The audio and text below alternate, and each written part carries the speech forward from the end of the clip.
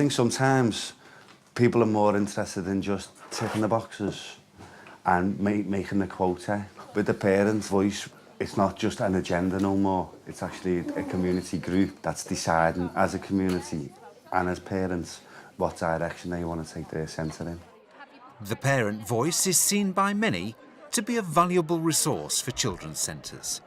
In this programme, we look at how two different children's centres collect, listen and act upon their parents' voices.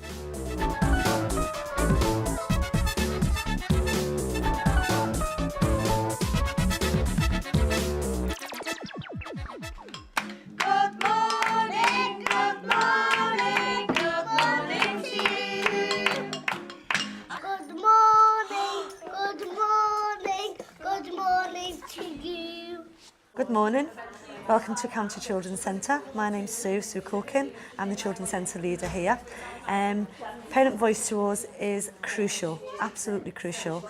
We have an opportunity today to show you the breastfeeding support group, which is consisted of professionals, but more importantly, parents within the community. We have a breastfeeder peer support who is our eyes and ears within the community, and it gives opportunity for me as a leader to be able to take those issues, concerns, opportunities directly from her and feed that back into the services that we provide.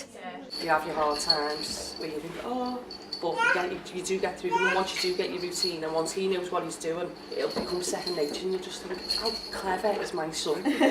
I physically can't do and capture the feelings and the thoughts of all the parents that come into the centre, but at the end of the day I'm the main person responsible. I am the leader of this centre, and in order for that to be achieved, the services need to be captured, and the way to do that is to be formal.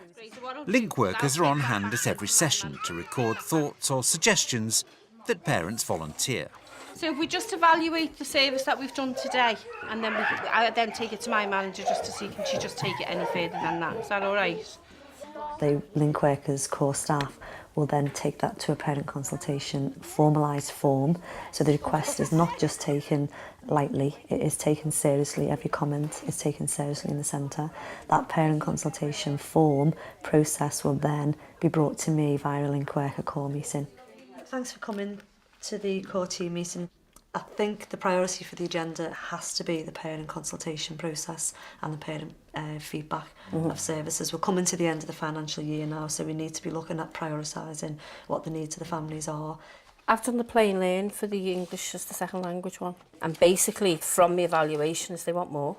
Okay, if you give me that parent consultation form then, Chris, I'll look at that. I mean, I don't see that there's any reason why not. We just need to really look at the timetable and prioritise a meeting to discuss the timetable, because if everyone's coming in with new ideas from the families, inevitably as a leader the job is not easy, and you know the processes that we have to go through. It's so easy to take the road of going down the task and not going through the process. We can tick boxes, we can get evaluations and put them in the drawer, and the task is hard if you go through the process, but going through the process is really important to be able to be transparent, to be able to, you know, people to see that we've made a difference with people's lives.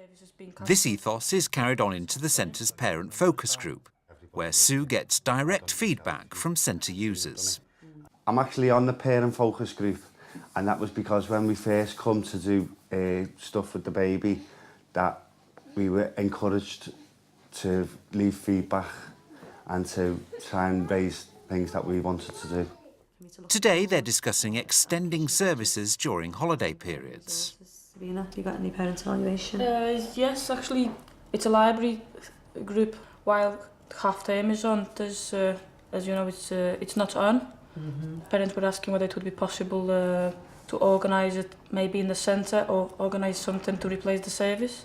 They've got a family link worker meeting coming up, so we'll take that as part of that process to the family link worker meeting. It feels like there should be more going on while the half term, because children are at home rather than services being cancelled.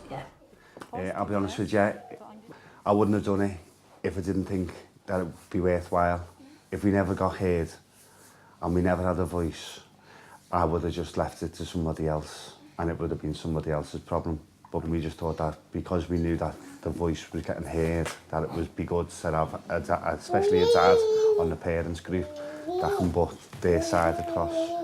So it's not just the people who were getting paid to work here making all the decisions, it's actually a community decision. Baby massage, a couple of the parents have said now that the course is finished, that because they seen that the children enjoyed it and the parents enjoyed it getting together, that they wanted to see if there was anything that they could do to follow it on, to keep it going. The parent focus group is a two-way situation. They're there for me to sound to them, and I'm also there as a sounding board. You know, they've got things they need to say, there's things that they need to change, things that they want to praise, things that they want to take off, and that's about the partnership we've got, and I see that as a really positive two-way consultation process.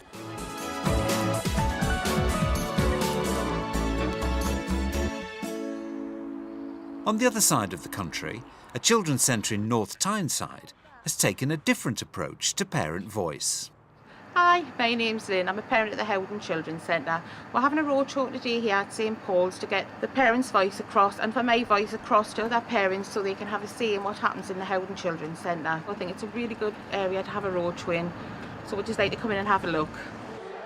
Parent volunteers use the roadshow's informal setting to encourage and promote the children's centre's services. Well, anyway, have you heard about the parents and carers, Heidi? Yeah. Do you not fancy coming along? It's It's on a Friday afternoon and we're really keen to get parents involved, and especially somebody that's used the centre a lot and still got little ones going. Right. And there's creche as well. I don't know if you want to come along and give your views. I don't know, I might see what it's all about. We did quite a lot of research when the Children's Centre first opened, and it was about how do you engage people, and word of mouth is how you engage people, and it really does work. Having parents involved in roadshows and fun days is really quite important because parents listen to other parents. If a parent was to say, come along to the Children's Centre, this is what it's done for me, this is what I've achieved since I've been there, then it's something that a parent will relate to and want to buy into. Yeah, as a parent what lives across the road from me, what I use as a show starter most of the time, and she told me about this. My daughters, I brought her around so she can see, plus I can see what's going on as well. Can sit and play, they've got activities for them. There's a bloke doing their nice, making nice smoothies. They're not bad actually. She enjoys it, I enjoy it. Get to meet some of the other parents.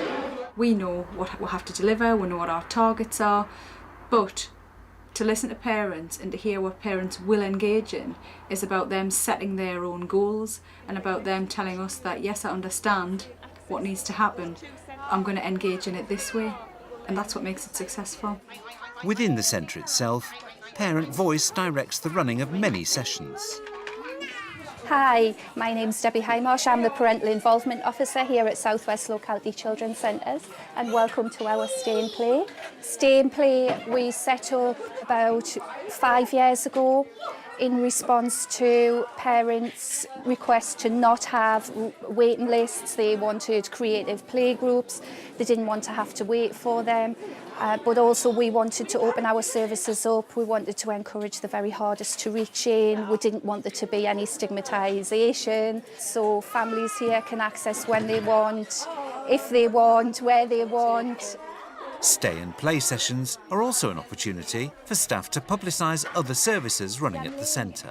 I had an email through from Riverside Centre in North Shields, and they're doing the ESOL course, the English course. They have creche for the little one. What's creche mean? Creche is childcare, so while you do the course... And someone can look after my... Yes, he goes into the childcare. Yeah. Yeah?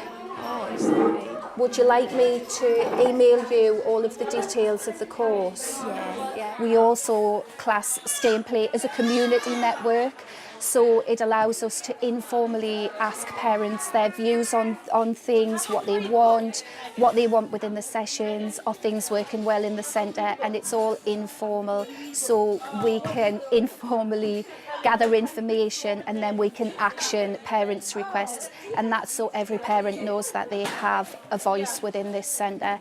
We've got a Mother's Day hamper session instead of doing the craft courses on the Monday at Wall's End. Do you want us to put your name down for that one? You can do, How much are the things costing that? They're free. All of it? Yeah. All the people on it? Yeah. As part of the family support structure, children's centres have prioritised in this area that we need a parental involvement worker.